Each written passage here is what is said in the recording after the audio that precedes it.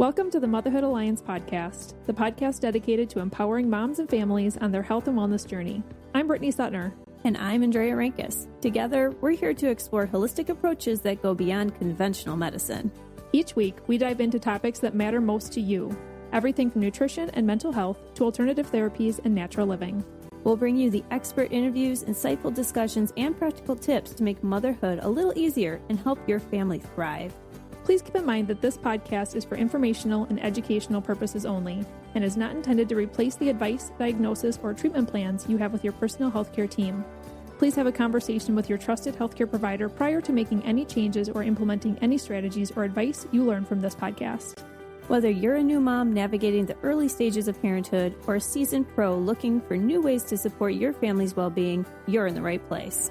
Here at the Motherhood Alliance podcast, we challenge the status quo, ask the tough questions, and offer a supportive community for moms who want to make an informed, holistic choice. Thank you for joining us on this journey. Let's get started. Hi, we are Britt and Andrea from motherhoodalliance.com, and we're excited to welcome you to a 4-episode series with Tina Hollenbeck, the founder of the Homeschool Loft. Through the Homeschool Loft, Tina provides support and encouragement for current and prospective home educating parents through free one-on-one consultations, workshops, homeschooler gatherings, a bi-monthly podcast, and a very extensive community calendar, which lists a plethora of activities available to homeschool families. Tina is a former public school teacher and a veteran homeschooling mom. She's also the curator of the Homeschool Resource Roadmap, which is the most comprehensive curriculum database in existence. She's the author of 8 Great Smarts for Homeschoolers and an occasional speaker at major homeschool conferences. Her work is all about helping families feel confident, informed, and supported in their homeschooling journey. So whether you're considering homeschooling, are knee-deep in it, or are simply curious, we're excited to share options and opportunities that exist for families all over Wisconsin. Let's jump into today's episode. Hey everybody, welcome back to the Motherhood Alliance podcast. We are back here with Tina Hollenbeck with the Homeschool Loft. Welcome back, Tina. Thank you. I'm so excited for these episodes because it's definitely different than what we're usually talking about with like health and wellness and things like that. But this is, kind of goes along those lines of just that, taking care of your family and giving your options, right? So absolutely. In episode 1, we talked all about just the different options for schooling, homeschooling details, all the things. Like we answered some questions that people tend to ask. And if you haven't listened to that, definitely listen to that.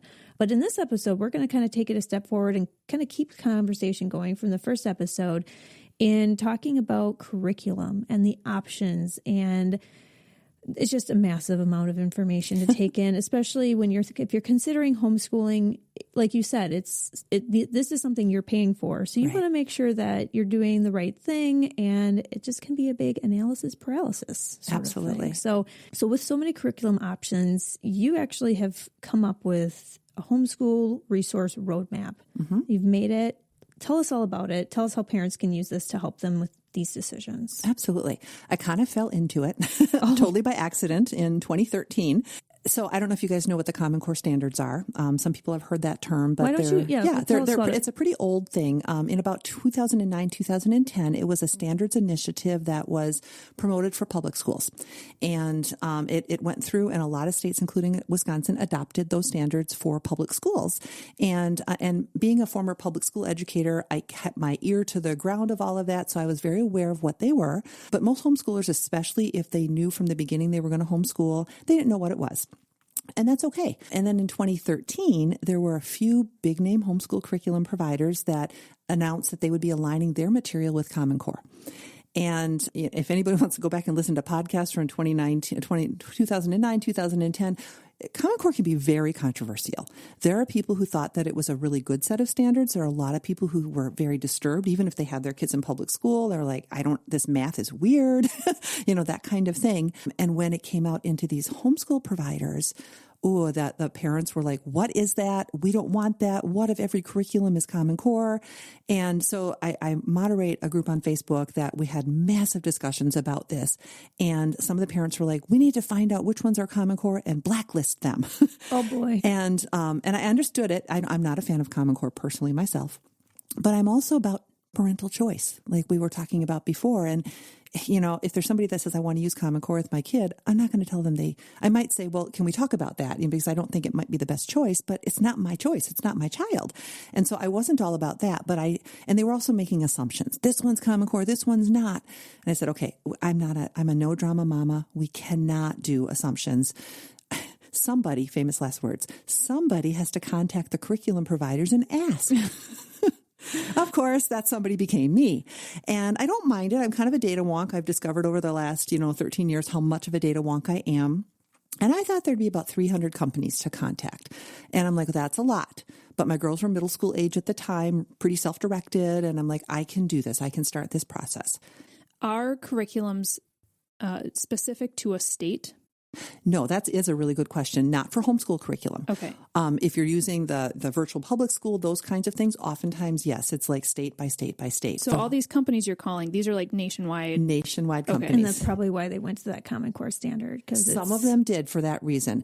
Actually, the reason that most of them went to Common Core, because there is no state that mandates the use of Common Core for homeschoolers, even to this day, 13 years later. But some of the curriculum providers also market to the online charter schools or the brick and mortar specialty charter schools. And sometimes they can get their material into conventional public schools as well. So the companies that wanted those other market areas started to align with Common Core. And then some of them looked at the Common Core approaches and said, we really resonate with this approach and we want our curriculum to be that way, even if we're only a homeschool curriculum. And so it was really ran the gamut. But I started sending out emails. Again, I wasn't calling per se because I still had kids at home and I needed to have some time, but I'm like, I can do email, right?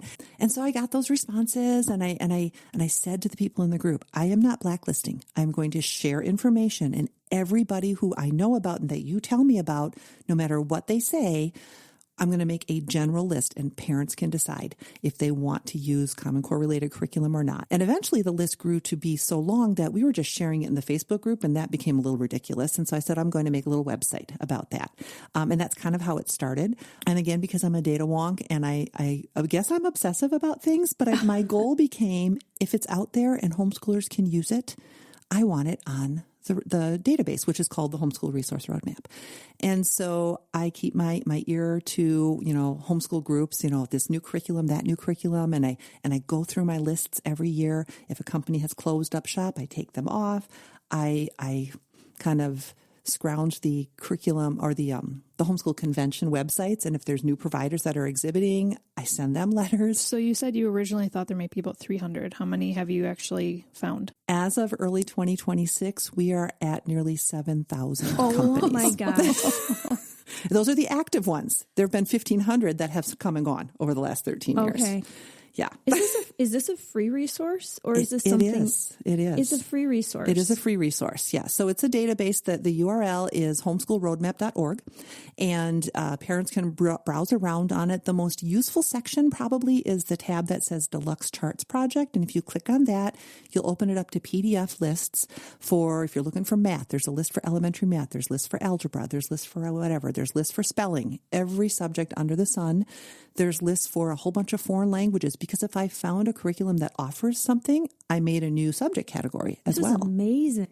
Okay, so kind of to go 10,000 foot view on curriculum, I know because I have some friends that went through the transition from public school to homeschooling recently, and I remember kind of discussing this a little bit with them, and they're like, okay, I've heard of this, I don't want to say brand, but kind of a brand company for homeschooling resources. I'm going to do math from this company and then English from this company and then social studies from this company. Now that in my head even complicates it more because it's like, if you could just find one company that would, now you're researching 7,000 companies with math and then 7,000 companies. So how do you break this down?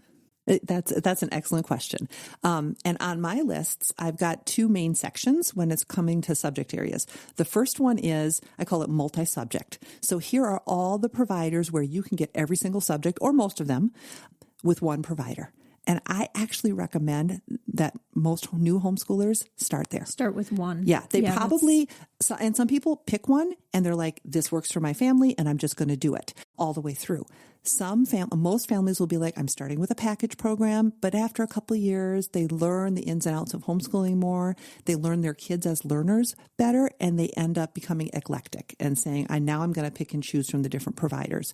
But I do recommend go to the list of the multi-subject options, there's still a few hundred there, broken down by different styles. And we can talk about that too. So we mentioned in the last episode, unschooling, right?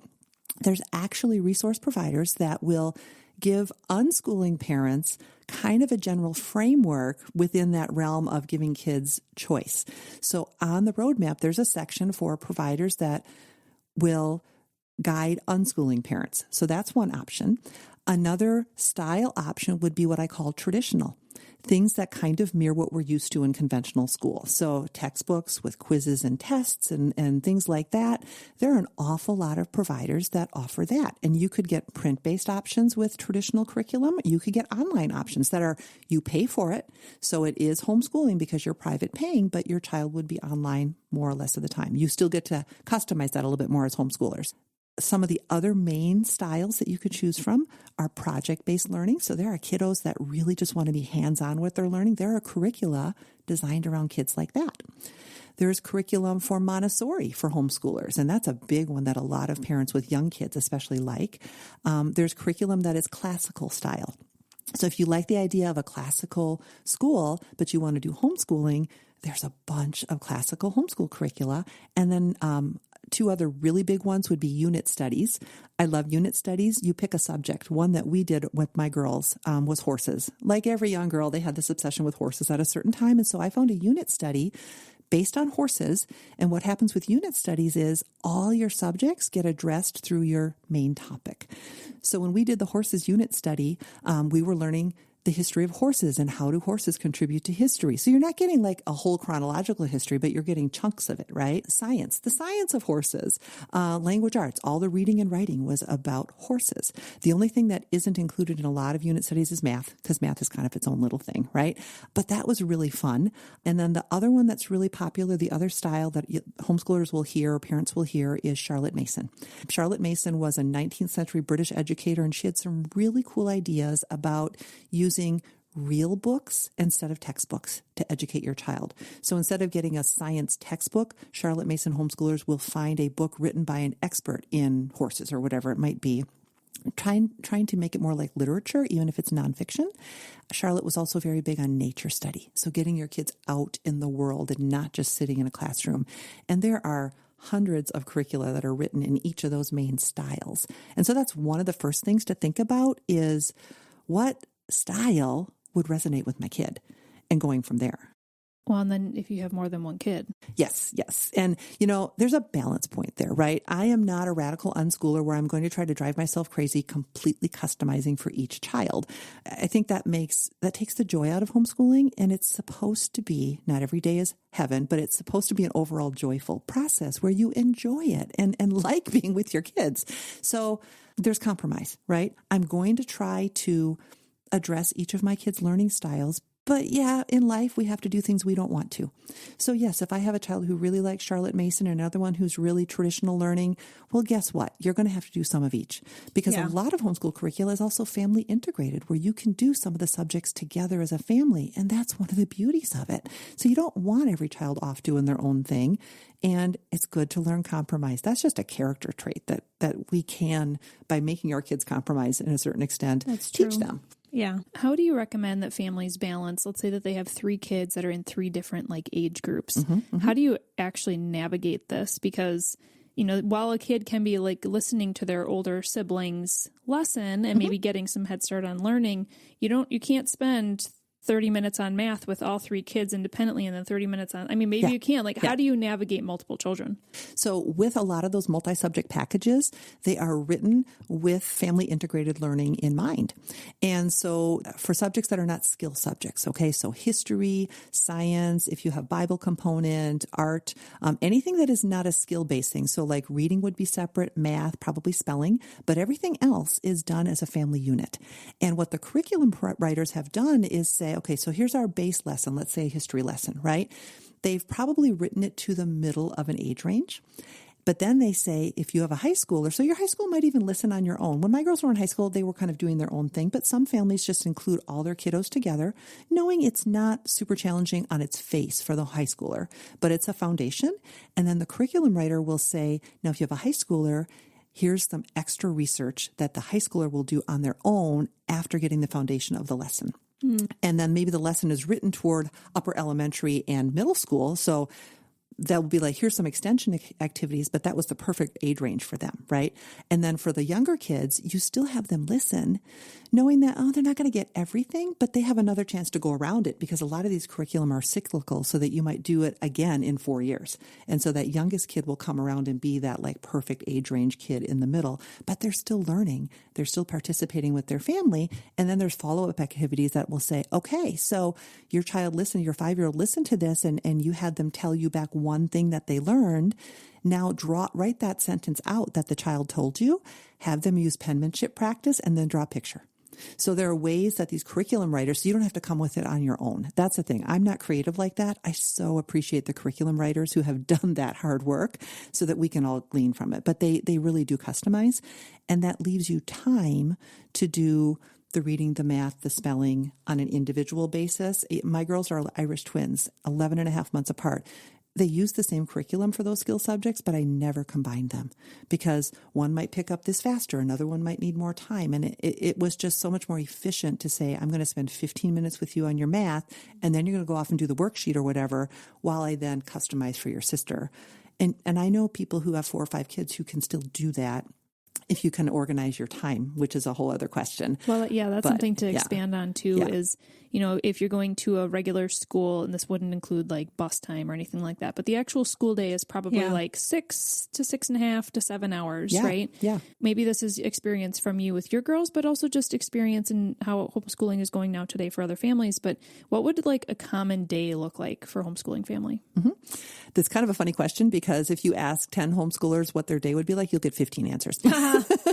Because we're so unique. But a lot of homeschoolers will plan to do what we call the bookwork in the mornings. Again, it doesn't have to be that way. If there's somebody who works second shift or something like that, or dad works second shift or whatever, you can arrange your school day any day of the week, any time of the day. But maybe it's a general rule. A lot of us will try to do the bookwork in the morning, 8 to noon, 9 to 1, because a lot of the extra activities are scheduled for the afternoon and the evening. And so or jobs for teenagers, right? So you kind of open that up for the rest of the day, or maybe for self-directed studies. So when my girls were younger and they were still very dependent on me, our bookwork time was 9 to noon. And we tried to organize things so that all of the main subjects that I wanted to address could hopefully get done in that time frame. They didn't always, but try to get done. And then what I would say for after lunch would be science experiments or like art projects, because those could be open-ended. And if they really wanted to go to town on it, I didn't have to be like, hurry up so we can get to the math. I did the more structured things. And I think a lot of us do that kind of thing too, and I was doing some in-home childcare, so I had little ones in the house. And I'm like, when those little girls are napping, then you can do your art project or whatever it might be. And so families with multiple kiddos, that tends to be how they arrange things as well. Now, I know that in our last episode, we talked a lot about resources in the area and like co-ops and things like that. If a parent is looking at curriculum and they're like, okay, I kind of like the bookwork type stuff, I can see handling that. But I am not an artsy person, and I really want my kiddo to learn from like go to an art class or go to a whatever, these different types of skills, I guess, that they can develop, even like tech ed, things like that. Yeah. Are there opportunities in the area? And then how would they utilize your website to find them? Yeah, really good question. The answer is yes. So my other website, the Homeschool Loft, which is, the Northeast Wisconsin Parent Resource Center, and I would say the Roadmap, my database is kind of a subsidiary of that, if you want to think of it. One of the things I have on there is a connections tab, and that will lead you to a calendar of activities for homeschoolers for every county in Northeast Wisconsin, because I'm based in De Pere. So I try to serve everybody from Pembine down to Fond du Lac and from the Lakeshore over to Wapaka, and everybody kind of in between. So I've developed a calendar for each county. And if you click on Brown County, for example, you'll see all kinds of things. The libraries, a lot of the libraries have homeschool specific group meetups that, hey, we're going to do a STEM focus this month and we're going to do an art focus the next month. So you have to look at your libraries, but I've got those on my website. And then I mentioned in our prior episode, there is a homeschool music program in Appleton that people drive all from all over Northeast Wisconsin for this program. It's called Valley Troubadours. It's truly an amazing, amazing program. As I mentioned, 600 children from ages 5 to 18. They have everything from a children's choir for 5-year-olds and tin whistle, all the way up to show choir, concert band, marching band, full-length musicals. And there's also different homeschool groups will offer their own homeschool choir or musical or things like that. One thing in Green Bay is Einstein Project. That is a full-scale STEM program that offers daytime homeschool classes. Let's see, there's something called Made on Main in Oconto that is just homeschool art classes. And so they're all over the place, and most every county will have something for some of those areas, or close enough driving distance that you can get. You know, if you live in Shawano County, you could drive over to Oconto and you could do something that they have. So one of my goals with the Homeschool Loft website is to be that resource center so that parents who are busy homeschooling their kids don't have to find all that. There was nothing like that when I was homeschooling my kids. And there's so many cool things that they could have done that I didn't know about. And so I really want parents to know that. Oh, we feel that. I'm even thinking right now, anybody who's listening to this that does not live in Northeast Wisconsin is like, is there a Tina in my area? Yeah, right. Sometimes there are. I've connected with some. There's a really awesome one in the Twin Cities area. There's an amazing parent resource center in Washington State, like Seattle area. And I'm sure there's others, but yeah. So if you have questions, reach out to Tina anyway. See if I can help you. Yeah. See. Well, let's take a minute to talk a little bit about you and the Homeschool Loft. First off, if somebody is listening to this and they're like, I am thinking about homeschooling, I have questions, I want to connect with Tina, everything you do through your website is free, right? So you do free consults with families. Tell us about how they would book that. Yeah, so the website is homeschoolloft.com, and there is a tab there that says one-on-one. You click on that, and I've got a scheduling app where I could have used this as my fun fact. I'm actually a grandma as well. My younger daughter is married, and I have a 3-year-old grandson, and I babysit him. So my appointments are typically Monday nights and Saturday mornings. They can be in person, they can be via Zoom or phone, depending on where the person lives, and people can just book that. And if they cannot make any of those dates, they can just communicate with me, and we can see about getting a different day or a time within, my time constraints. But it usually works out pretty well, and they are free. One of the things my husband and I really felt strongly about, because when my girls graduated, I said, should I go get a job, whatever. And he said, no, I want you to continue to help homeschoolers. And we had been able to do that. So and then my grandson came along. So I'm really glad that worked out. Okay. But then how are you funded? How are you able to continue this? My overhead is not a whole lot, but it's self-funded. So basically my husband and I are paying for our web hosts, our site, and everything like that. It doesn't amount to a whole lot, but we do take donations as well. And those are always much appreciated. My husband the reason I'm doing this is because he's been so committed to homeschooling and wants to help me to be a resource. But, I feel kind of bad. I'm like, I would love to help, cut that off so you're not pouring out that too, financially. Okay. You guys, are you hearing this? All of this knowledge that Tina is sharing, all of these resources, she has connected with 7,000 different curriculums and put together a national roadmap for curriculum. She's doing this all for free. So if you utilize Homeschool Loft, if you've asked questions to her, if you just have it in your heart to donate, she is a gem, you guys. This is amazing. Thank you so much for what you're doing, Tina. Thank you. Yeah, no, it really is a joy. It's when you get something that God's given to you on your heart, it's a joy when you do it, and so that's what I feel. But yeah, no, I would appreciate the donation too. Yeah, for sure. And then one other thing I do want to mention is that you've written a book. Is that right? Yeah. Tell us about your book. So it's called 8 Great Smarts for Homeschoolers, and it is on Amazon, published by Moody Press. And it takes another piece of that trying to find curriculum for your kids and addresses that. I don't know if listeners are familiar with the concept of 8 Great Smarts, also called the theory of multiple intelligences. It's been around since the 70s.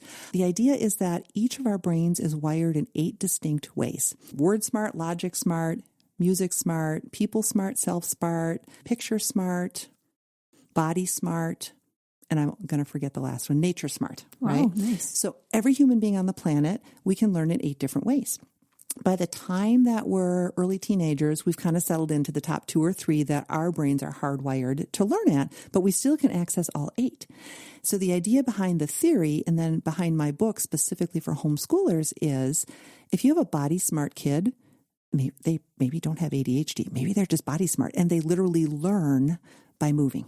Yeah. So how do you accomplish that and accommodate that within your homeschool? Within reason. It's not okay to bounce around and distract your siblings just because you need to move to learn. But the book addresses how do you address homeschooling within those 8 ways to be smart. At what age would you say you're able to start identifying these? Probably around 8.